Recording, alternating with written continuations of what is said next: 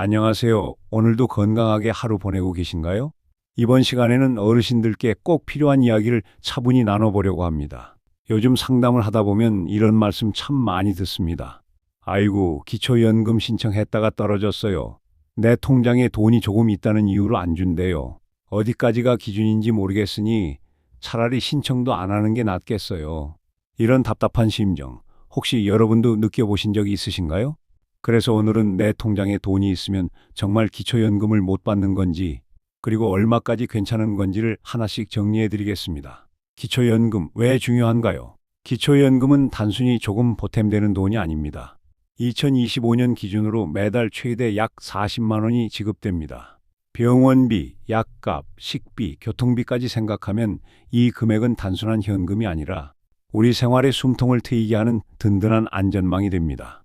그런데요, 중요한 사실 하나, 65세 이상이라고 해서 누구나 자동으로 받는 건 아닙니다. 반드시 신청을 해야 하고 심사를 통과해야 합니다. 그 심사의 핵심 기준이 바로 소득인정액입니다. 소득인정액이라는 말 생소하시죠? 어렵게 생각하지 마시고 이렇게 이해하시면 됩니다. 매달 내가 실제로 버는 돈, 즉 연금, 급여, 용돈 등이 그대로 포함됩니다. 여기에 내가 가지고 있는 재산, 예금, 적금, 부동산, 보험 등이 소득으로 환산되어 더해집니다. 즉, 실제 소득과 재산을 소득처럼 계산한 금액이 소득인정액입니다. 정부는 이 소득인정액을 기준으로 내가 기초연금을 받을 자격이 있는지를 따집니다. 2025년 기준 그럼 얼마까지 괜찮을까요? 단독가구 월소득인정액 218만 원 이하, 부부가구 월소득인정액 348만 8천 원 이하, 이 기준 이하라면 기초연금을 받을 수 있습니다. 넘는다면 감액되거나 탈락될 수 있습니다. 흔한 오해, 통장에 돈이 있으면 무조건 탈락? 많은 분들이 가장 헷갈려 하시는 부분입니다. 내 통장에 돈이 좀 있으면 기초연금이 끊긴다던데? 사실 아닙니다. 정부는 단순히 통장에 얼마가 있느냐를 보는 게 아니라 그 돈을 매달 얼마나 쓸 수 있을까를 계산합니다. 그래서 일정한 공식이 있습니다. 통장 잔액 곱하기 1.04% 나누기 12개월. 이게 바로 예금액을 소득으로 바꿔 계산하는 방법입니다. 예를 들어 통장에 2천만 원 있다. 소득으로 환산하면 매달 약 17,000원. 통장에 5천만 원 있다. 공제액을 빼고 계산하면 월 2만 원 조금 넘게 잡힙니다. 즉, 금액 전체가 아니라 일부만 소득으로 환산된다는 것이 핵심입니다. 공제 제도. 여기서 또 중요한 게 있습니다. 바로 공제입니다. 정부는 기초생활을 보장하기 위해 일정 금액은 계산해서 빼줍니다. 금융재산 2천만 원까지는 그냥 공제. 주택, 서울 수도권은 약 1억 3,500만 원 공제. 기타 재산, 자동차 보험, 해약금, 회원권 등도 일부는 제외되거나 감액. 이걸 모르고 나는 돈이 좀 있으니 못 받겠지 하고 아예 신청을 포기하시는 경우가 많습니다. 하지만 실제로는 계산해보면 충분히 기준 이하가 되는 분들이 많습니다. 자, 이제부터는 실제 사례를 보면서 기초연금이 왜 탈락되는지, 그리고 어떻게 다시 받을 수 있는지 알아보겠습니다. 이 이야기를 들으시면 아마 그래서 내가 떨어졌구나 하고 이해가 되실 거예요. 첫 번째 사례, 혼자 사는 72세 어르신. 72세 김땡땡 어르신은 매달 약 20만 원 정도의 국민연금을 받고 계셨습니다. 그리고 통장에는 자녀들이 챙겨드린 생활비가 쌓여 약 6천만 원 정도 있었죠. 이 돈은 쓰지 않고 혹시 모를 병원비나 생활비 대비로 모아두신 겁니다. 그런데 어느 날 기초연금이 중지되었다는 통보를 받으셨습니다. 나는 소득도 거의 없고 생활비는 자식들이 주는 돈인데 왜 탈락이지? 하고 크게 당황하셨습니다. 계산을 해보니 이렇게 나왔습니다. 통장 6천만 원 중 2천만 원은 공제, 남은 4천만 원이 계산 대상. 4천만 원 곱하기 1.04% 나누기 12개월은 약 3만 4천 원. 여기에 연금 소득 20만 원을 더하면 월 23만 4천 원. 여기까지는 괜찮았습니다. 단독 가구 기준 218만 원에 비하면 훨씬 낮으니까요. 그런데 문제는 보험 해약 환급금이었습니다. 어르신께서 10년 넘게 넣으신 저축성 보험이 있었는데 그 환급금이 약 3천만 원이나 되었던 겁니다. 이게 추가로 계산에 포함되면서 결국 기준을 초과하여 탈락된 것이었죠. 여기서 알 수 있는 내용은 나는 돈이 많지 않다는 개인적 판단이 아니라 정부 기준에 따라 환산되면 결과가 달라진다는 것입니다. 두 번째 사례, 부부가 함께 사는 76세 어르신 부부. 이번엔 부부 사례입니다. 이 부부는 모두 기초연금을 잘 받고 계셨습니다. 두 분 합쳐서 한 달에 약 80만 원 정도였죠. 그런데 자녀가 부모님 명의로 상가 하나를 사드렸습니다. 그냥 명의만 올려두면 괜찮다라고 생각했던 겁니다. 하지만 결과는 달랐습니다.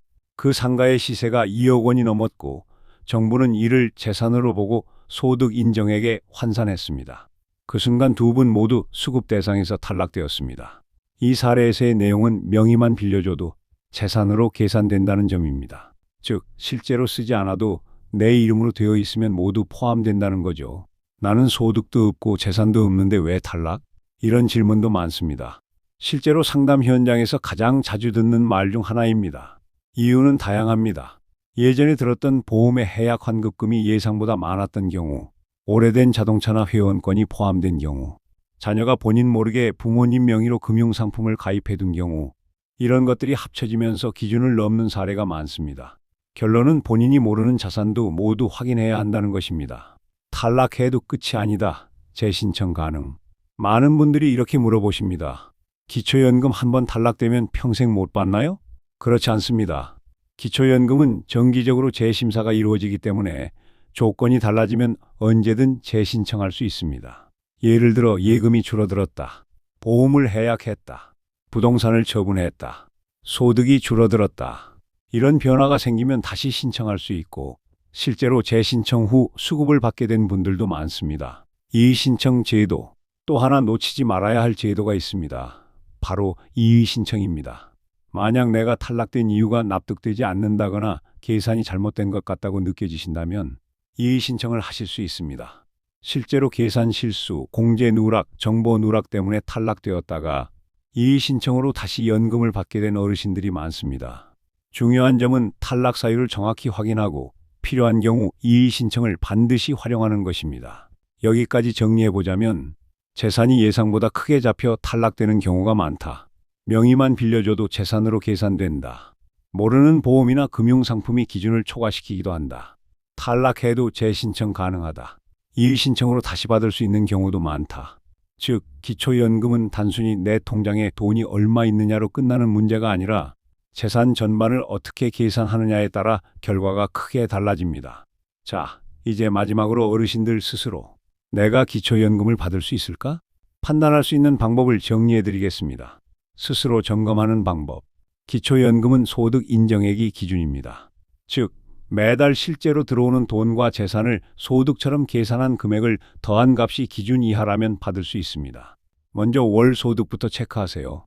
국민연금, 공무원연금, 군인연금 등 정기적으로 받는 연금, 근로소득, 즉 일을 해서 받는 급여, 부동산 임대료, 자녀가 매달 일정하게 보내주는 생활비, 이 모든 것이 소득에 포함됩니다. 그 다음은 재산입니다. 여기에는 현금과 통장예금, 적금과 펀드, 보험해약 환급금, 부동산, 자동차, 회원권 등이 포함됩니다. 정부는 이 재산들을 단순히 금액으로 보지 않고 환산율을 적용해 매달 쓸 수 있는 금액으로 계산합니다. 계산 예시. 예를 들어 내 통장에 예금이 4천만 원 있다면 어떻게 될까요? 먼저 금융재산 공제 2천만 원을 빼고 남은 2천만 원만 계산합니다. 2천만 원 곱하기 1.04% 나누기 12개월 약 17,000원. 즉 매달 17,000원의 소득이 추가되는 셈입니다. 다음은 집입니다. 서울의 시세 1억 8천만 원짜리 주택을 가지고 있다면 기본 공제 1억 3,500만 원을 빼고 4,500만 원이 계산 대상이 됩니다. 4,500만 원 곱하기 1.04% 나누기 12개월 약 39,000원. 즉 매달 39,000원이 소득처럼 잡히는 겁니다. 마지막으로 국민연금 25만 원을 받고 계신다면 예금 환산 소득 17,000원, 주택 환산 소득 39,000원, 국민연금 25만 원, 모두 합치면 약 30만 6천 원이 소득 인정액으로 계산됩니다. 이 금액을 기준과 비교해 보겠습니다. 단독 가구 기준 218만 원 이하, 부부 가구 기준 348만 8천 원 이하, 즉 30만 원 정도라면 충분히 받을 수 있다는 얘기입니다. 이런 방식으로 하나하나 계산해 보면 나는 안 될 거야 하고 포기했던 분들도 실제로는 받을 수 있는 경우가 많습니다. 자주 놓치는 부분, 그렇다면 왜 많은 분들이 탈락될까요?